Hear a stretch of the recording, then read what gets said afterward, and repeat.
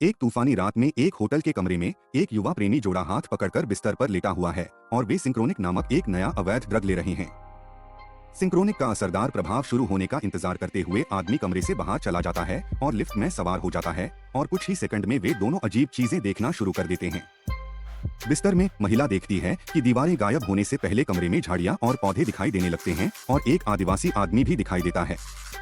अब महिला खुद को घने जंगल के बीच में पाती है और जैसे ही वह आदमी करीब आता है वह देखती है कि एक सांप भी उसकी ओर आ रहा है, जिससे डर के वह चिल्लाने लगती है। लिफ्ट में आदमी देखता है कि दीवारें टूट रही हैं और उसके सामने एक रेगिस्तानी बंजर भूमि दिखाई देती है। जब लिफ्ट का फर्श अचानक गायब हो जाता है तो आदमी खुद को रेत पर गिरता हुआ पाता है। इस बीच शहर में दो अच्छे दोस्त स्टीव और डेनिस आपातकालीन पैरामेडिक्स के रूप में काम कर रहे हैं। आज रात वे ओवरडोज के एक मामले के बारे में कॉल का जवाब देते हैं और एक घर में जाते हैं जहां उन्हें फर्श पर दो लोग गिरे हुए मिलते हैं। एक पड़ोसी कहता है कि उसने अजीब शोर सुना था, जैसे कोई फ्रेंच में बात कर रहा हो। डेनिस एक खून से लथपथ आदमी की देखभाल करता है जो अभी भी जीवित है और उसकी पीठ में घाव की वजह से खून निकल रहा होता है। स्टीव ओवरडोज पीड़ित की देखभाल करता है और लड़की को दवा का इंजेक्शन लगाने से पहले गलती से उसे खुद को एक सिरिंज चुभ जाती है और वो जोर से चीखता है और इतने में लड़की जाग जाती है। पुलिस जल्द ही पहुंचती है और एक सिंक्रोनिक ड्रग का रैपर मिलता है, जिससे यह निष्कर्ष निकलता है कि यह केवल नशेड़ियों द्वारा एक दूसरे पर हमला करने का परिणाम है। बाहर जाते समय स्टीव को फर्श पर एक तांबे का सिक्का दिखाई देता है और वह उसे उठा लेता है। जब दोनों खून से लथपथ आदमी को एम्बुलेंस तक ले जाते हैं तो पुलिस को एक खून से सनी तलवार दीवार से चिपकी हुई मिलती है। कुछ समय बाद स्टीव और डेनिस एक ब्रेक लेते हैं, जिसके दौरान स्टीव गोल्फ खेलता है। वह उस सिक्के की भी जांच करता है जो उसे मिला था और देखता है कि सिक्के पर जो मुहर लगी है उसकी तारीख 1721 है, जो उसे उत्सुक लगता है। सिरिंज की चुभन से चिंतित होकर बाद में स्टीव ने स्वयं HIV की जांच कराई और डॉक्टर ने स्टीव को संपूर्ण चिकित्सा जांच कराने की सलाह दी। अगले दिन स्टीव डेनिस की बेटी का जन्मदिन मनाने के लिए अपने दोस्त के परिवार के साथ पिकनिक पर जाता है। स्टीव डेनिस की सबसे बड़ी बेटी ब्रायना को एक चट्टान पर अकेले बैठे देखता है और उसके पास जाने का फैसला करता है, यह जानते हुए कि ब्रायना उसे अच्छे चाचा के रूप में देखती है। ब्रायना स्टीव को यह बताने की कोशिश करती है कि वह इस समय किस दौर से गुजर रही है, लेकिन स्टीव के फोन कॉल के कारण वह बाधित हो जाती है।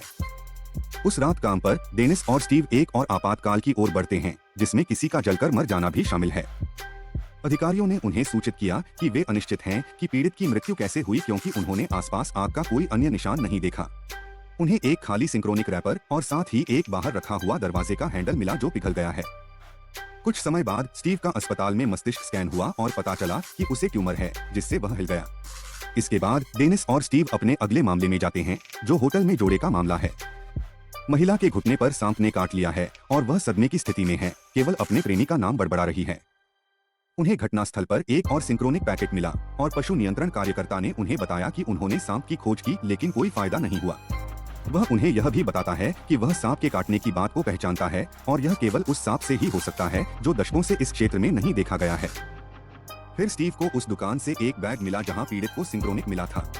उस समय होटल के केयरटेकर ने उन्हें बताया कि उसने लिफ्ट शाफ्ट से एक जोरदार धमाका सुना है, इसलिए डेनिस जांच करने जाता है। जब वह लिफ्ट का दरवाजा खोलता है तो उसे शाफ्ट के नीचे महिला का प्रेमी मृत अवस्था में मिलता है, लेकिन उसके चेहरे वह अभी भी खुशी दिख रही है। अस्पताल जाते समय डेनिस ने देखा कि स्टीव बार बार दवा ले रहा है।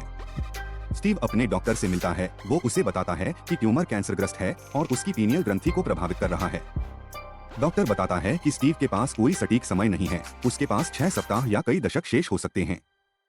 यह इस पर निर्भर करता है कि वह दवा और थेरेपी पर कैसी प्रतिक्रिया देगा। बाद में स्टीव डेनिस को खबर बताने पर विचार करता है, लेकिन इसके बारे में फैसला नहीं कर पाता है। डेनिस ब्रायना के साथ बास्केटबॉल खेलता है और उससे जुड़ने की कोशिश करता है।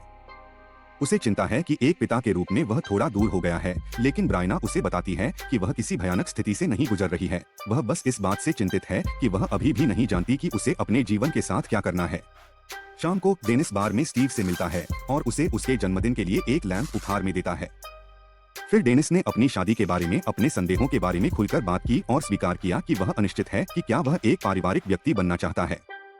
वह स्टीव की जीवन शैली से प्रभावित है क्योंकि वो एक कुंवारा व्यक्ति है और उसके ऊपर कोई जिम्मेदारी नहीं है और इसीलिए कभी कभी उससे ईर्ष्या महसूस करने से खुद को रोक नहीं पाता है। डेनिस अंततः स्टीव को उन सभी दवाओं के बारे में बताने के लिए उस क्षण को चुनता है जो वह ले रहा है। वह चिंतित है कि स्टीव को कोई लत हो सकती है, लेकिन स्टीव ने उसे ट्यूमर के बारे में नहीं बताया। इसके बजाय वह सिर्फ इतना कहता है कि वह अपना ख्याल रख सकता है। अगले दिन ओवरडोज के बारे में एक अन्य कॉल के बाद दोनों एक हाउस पार्टी में पहुंचते हैं और उन्हें दो किशोर मिलते हैं। एक फर्श पर मृत पड़ा है और दूसरा असंगत रूप से बोल रहा है। वे उससे पूछते हैं कि क्या अन्य लोग भी हैं और वह कहती है कि ब्रायना नाम की एक लड़की उनके साथ थी। अपनी बेटी का नाम सुनकर घबराए डेनिस ने अपनी पत्नी को फोन किया और पता चला कि ब्रायना घर पर नहीं है, जिससे पुष्टि हुई कि यह उसकी बेटी है जो लापता हो गई है। अब जब कोई प्रियजन सिंक्रोनिक का शिकार हो गया है तो स्टीव ने उस दुकान पर जाने का फैसला किया जहां इसे बेचा जाता है और वह बचे हुए सभी पैकेट खरीद लेता है। एक आदमी यह सब देखता है और स्टीव के पीछे उसकी कार तक जाता है और उससे सिंक्रोनिक खरीदने की पेशकश करता है, यहाँ तक कि दुकान की कीमत से भी अधिक की पेशकश करता है। हालांकि स्टीव उस आदमी को मना कर देता है और चला जाता है।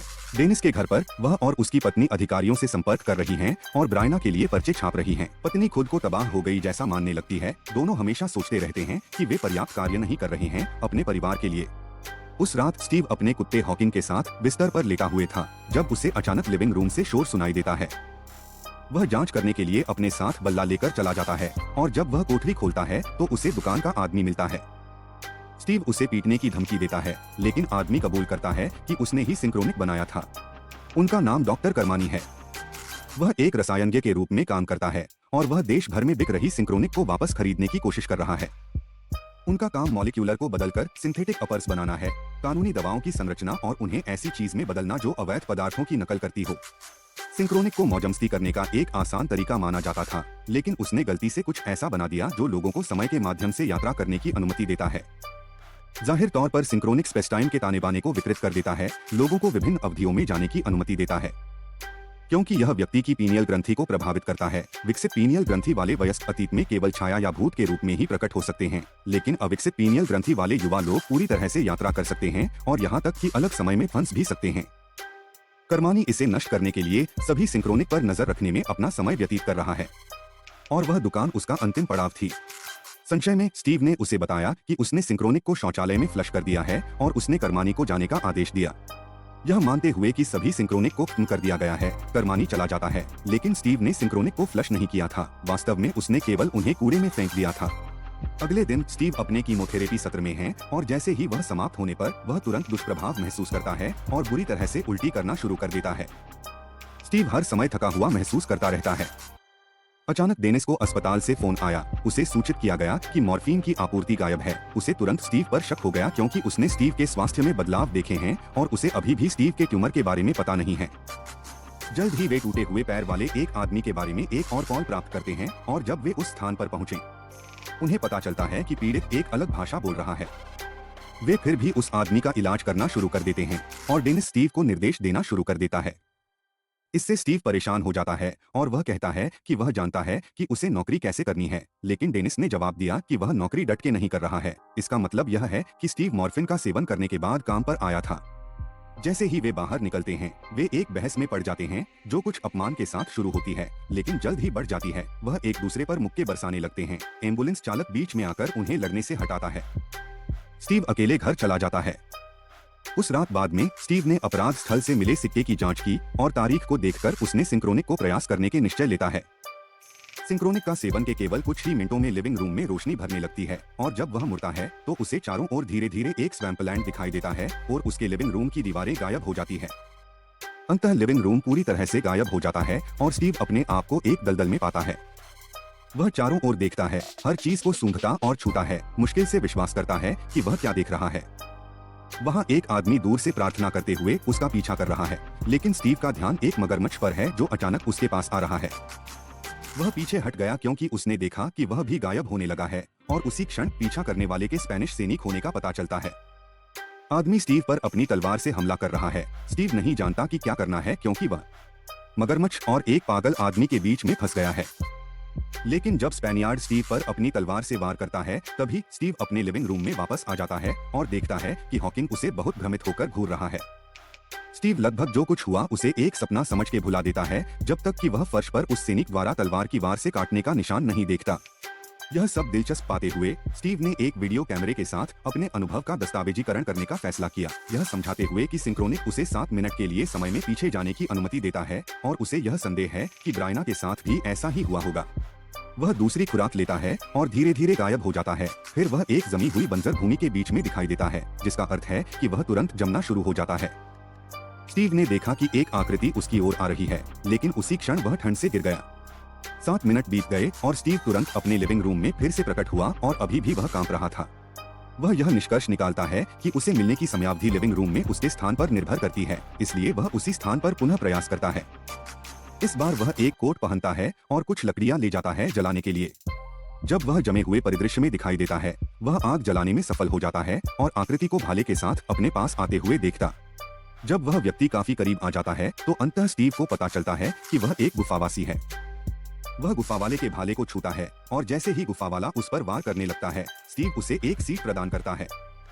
आदमी स्टीव के सामने एक क्षण के लिए बैठता, जबकि 7 मिनट बीत गए और स्टीव धीरे धीरे वापस वर्तमान में लौट आया। अगली सुबह डेनिस और उसकी पत्नी अपनी शादी को लेकर और अधिक परेशानी हो रहे थे, क्योंकि ब्रायना के लापता होने से उनकी पहले से मौजूद समस्याएं और भी बदतर हो गई हैं। इस बीच स्टीव रेडियो से सुना है कि डॉक्टर कर्मानी ने अपने लिए सब कुछ खत्म कर लिया है। उस रात बाद में स्टीव इस तथ्य के बारे में सोचता है कि जिन घरों में वे गए, पैरामेडिक्स को तांबे का सिक्का, तलवार और दरवाजे का हैंडल मिला। इसका मतलब है कि उसे सामान ले जाने में भी सक्षम होना चाहिए। वह एक और प्रयोग करने का निर्णय करता है और एक सिंक्रोनिक लेता है और जैसे ही वह गायब होने लगता है, वह हॉकिंग को गले लगा लेता है। वह सफलतापूर्वक हॉकिंग को अपने साथ ले जाता है, लेकिन दुर्भाग्य से वे ऐसे दौर में पहुंच गए हैं जहां अधिकांश लोग अविश्वसनीय रूप से नस्लवादी है। वे एक ऐसे घर में आ गए हैं जहां एक आदमी उनका पीछा करता है और उसे बाहर निकाल देता है। इसलिए स्टीव और हॉकिंग भाग जाते हैं और पाते हैं कि शहर के सभी लोग उनकी ओर इसी तरह से देख रहे हैं। 7 मिनट बीत गए, लेकिन स्टीव को झटका लगा, वह गायब नहीं हुआ। वह वापस उसी घर में लौटने का फैसला करता है जहां वह और हॉकिंग आए थे। स्टीव घर के अंदर घुसने से पहले एक और सिंक्रोनिक लेता। अफसोस की बात है, आदमी उन्हें खोज लेता है और अपने दोस्तों को बुलाता है जो बहुत कुख्यात सफेद पर्दे में दिखाई देते हैं। लिविंग रूम में भगदड़ फैल जाती है और स्टीव हॉकिंग से अलग हो जाता है। जैसे ही स्टीव हॉकिंग के पट्टे को पकड़ने की कोशिश करता है, वह आदमी स्टीव को गोली मारने लगता है। अचानक स्टीव हॉकिंग के बिना अपने लिविंग रूम में फिर से प्रकट हो जाता है। पर उसी क्षण स्टीव ने हॉकिंग को फुसफुसाते हुए सुना और खिड़की की ओर भागा। तभी हॉकिंग को धीरे से लुप्त होते हुए देखता है। यह घटना स्टीव को 2 निष्कर्षों तक पहुंचने में मदद करती है।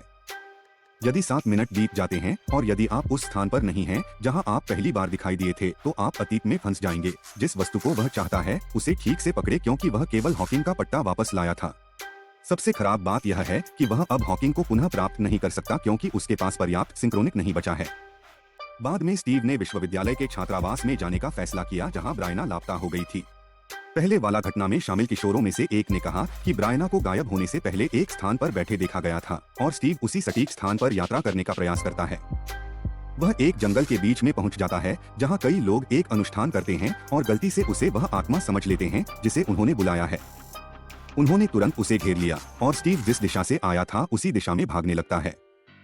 सौभाग्य से वह एक लॉन कुर्सी हासिल करने में सक्षम हो जाता है और बिना किसी समस्या के वर्तमान में वापस आ जाता है। उसी समय जिस किशोर ने ब्रायना के बारे में बताया था वह आती है और स्पष्ट करती है कि ब्रायना भटक गई थी, वह वास्तव में उस विशिष्ट स्थान से गायब नहीं हुई थी। कुछ समय बाद स्टीव एक बार में डेनिस से मिलता है और डेनिस यह बात कबूल कर लेता है कि हो सकता है उसका तलाक हो जाए।